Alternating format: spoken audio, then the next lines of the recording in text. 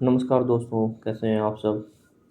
अ, पिछले कुछ दिन से वीडियो नहीं बना पाया क्योंकि थोड़ा ट्रैवल वगैरह चल रहा था इधर उधर, तो टाइम नहीं मिल पाया। आज जो मैं आपसे बात करने वाला हूँ, एक ऐसा टॉपिक है, एक ऐसा विषय है जो अपने आप में काफ़ी संवेदनशील है। अभी आज के डेट में अगर आप सोशल मीडिया सभी यूज़ करते हैं, तो अगर आप देखेंगे तो एक चर्चा है, एक सोशल मीडिया पे एक हवाबाजी टाइप रहती है कि नीले कबूतर। मैं किसी की भावनाओं का आहत करने के लिए नहीं बोल रहा हूँ।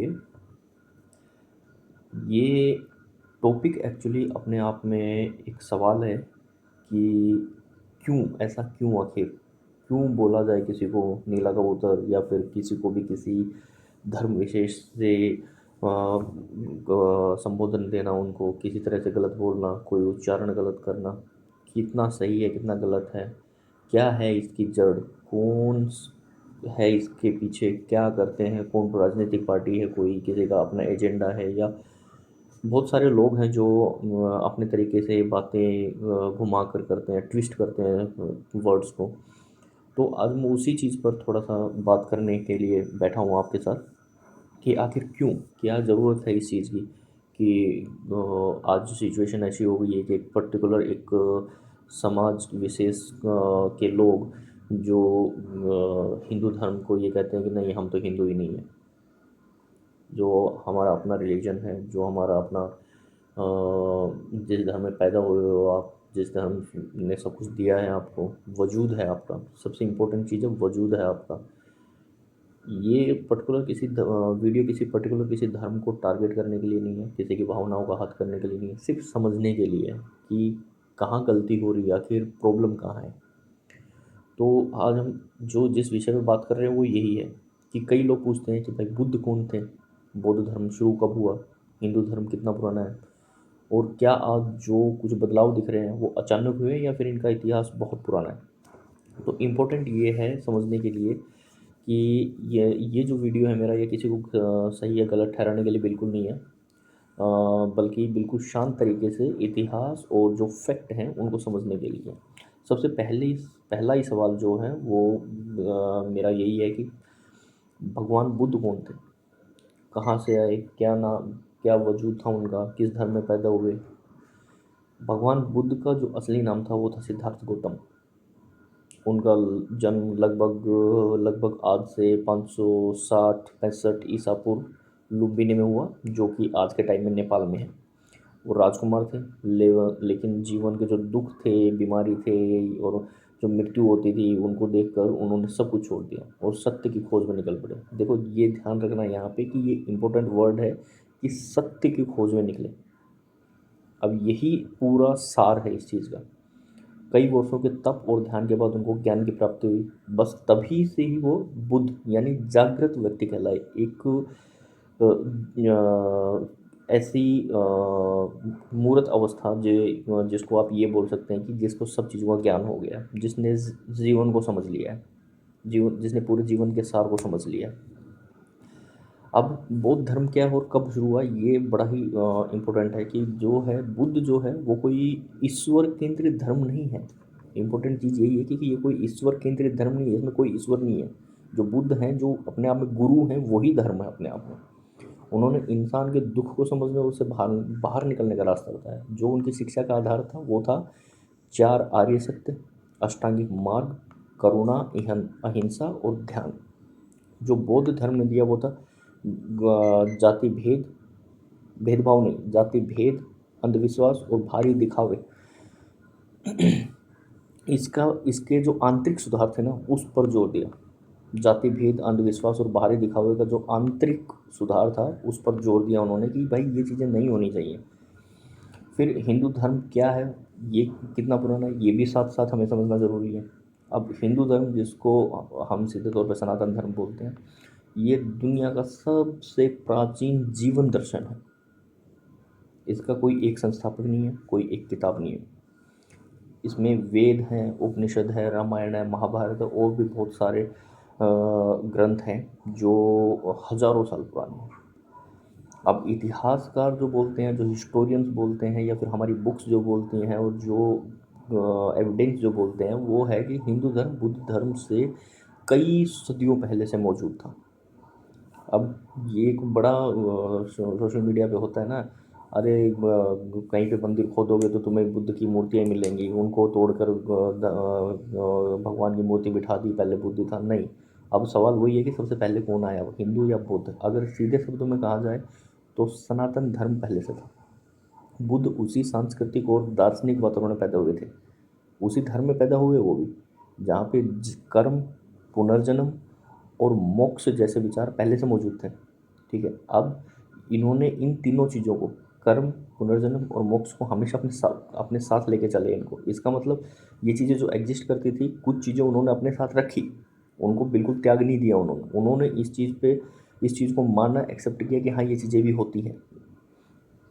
बौद्ध धर्म को कई विद्वान अपना सुधार आंदोलन के रूप में देखते हैं, कि समाज में जो कुरीतियाँ थी, जो उनको लगा कि कुछ गलत है, जो सही नहीं है उनके हिसाब से, वो उन चीज़ों का उन चीज़ों में जो सुधार होना चाहिए था, बौद्ध धर्म को उस नज़रिए से देखते हैं। बौद्ध धर्म भारत में कम क्यों हुआ, ये भी समझ लेना ज़रूरी है साथ में। जब एक बार बढ़ा तो ये कम क्यों हुआ? बौद्ध विचार हिंदू दर्शन में समाहित होते चले गए, ये एक विषय, एक पॉइंट है। फिर अद्वैत जो वेदांत थे, वो विचार जो थे उनके, वो मजबूत हो गए, वो उसी में ही सम्मिलित होते चले गए। और विदेशी जो आक्रमणकारी होते थे, वो बहुत सारे उस टाइम पे, मुगलों के टाइम से पहले से और बाद से, उन्होंने नालंदा, तक्षशिला जैसे जो यूनिवर्सिटीज़ थी उनको नष्ट कर दिया। तो उससे क्या हुआ, एक जो वजूद था ना, उस जो रूट थी, वो काट दी गई एक तरीके से, उनको ख़त्म कर दिया गया। इससे भारत में बौद्ध धर्म की जो संस्थागत शक्ति थी, वो धीरे धीरे धीरे धीरे कम होती चली गई। अब आता है कि एक बड़ा ही सेंसिटिव है ये बात, कि एससी एसटी के जो समुदाय हैं और बौद्ध धर्म में, ये क्या है आखिर, ये क्या अपना आप को फॉलो कर रहे हैं, इस धर्म को जो फॉलो कर रहे हैं, उनको समझना बहुत ज़रूरी है कि एससी एसटी समुदाय का बौद्ध धर्म अपनाना, कोई पहली बात तो ये कि कोई नया नहीं है। साल 1956 में पहली बार जब डॉक्टर भीमराव अम्बेडकर ने लगभग 3,85,000 लोगों के साथ बौद्ध धर्म को अपनाया था, तब उन्होंने इस निर्णय के साथ लिया था कि उसमें आत्मसम्मान हो, समानता हो और सामाजिक न्याय हो। इन चीज़ों को ध्यान में रख के ही उन्होंने ये चीज़ एक्सेप्ट की थी। अब सवाल ये है कि बहुत सारी चीज़ें